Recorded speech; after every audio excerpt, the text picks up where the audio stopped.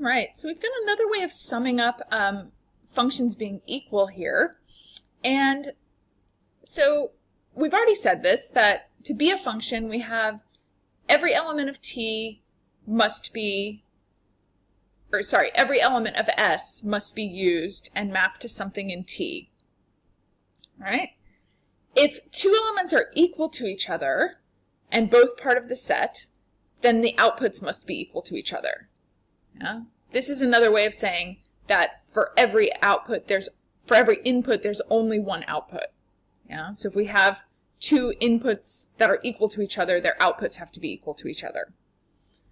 All right, for two functions to be equal, well, first of all, they have to have the same domain. And then they have to use the same function. And for each element of the domain, they have to give the same output. Yeah, so that sort of makes sense. So let's look at that in terms of some examples. So f of x and g of x. Well, looking here at f of x, I know that I'm not allowed to divide by 0. I know I'm not allowed to divide by 0. So they have the same domain. So the domains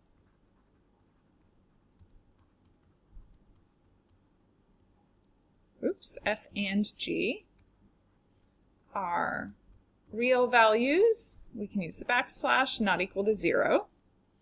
And normally we would put the 0 into brackets. Okay, so that's true.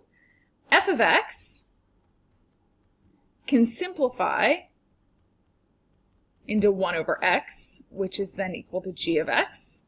So the functions are equal to each other. And for every input, the output will be the same.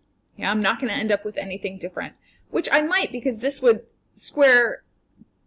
take any negative, square it, we would get a positive, so potentially I would have something different.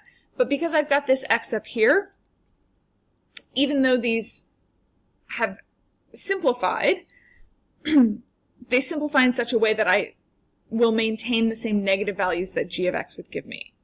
So f of x equal g of x for all x elements of our domain.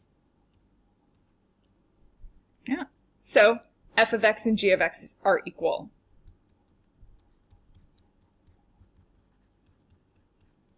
All right, let's look at this next one. F of x equals x, g of x equals arc cos of cos. Well, arc cos and cos are going to cancel each other out, so we might think to ourselves that they're going to simplify and equal each other. Both of these I can put any value in. Cosine and x take in any values. So the domain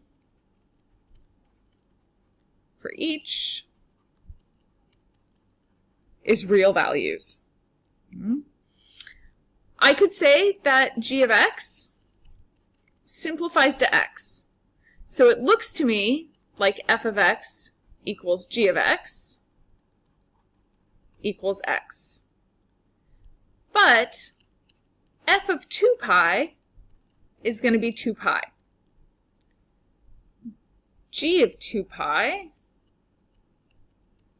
is going to be arc cos of cos of 2 pi. Cosine of 2 pi is 1. Arc cos of 1 is not 2 pi. Arc cos of 1 is 0. Yeah? So if we think about the output of arc cos, then our outputs don't go past 2 pi. Yeah? So with this domain, f of x does not equal g of x. We could restrict the domain to make them equal to each other, but right now, they're not equal.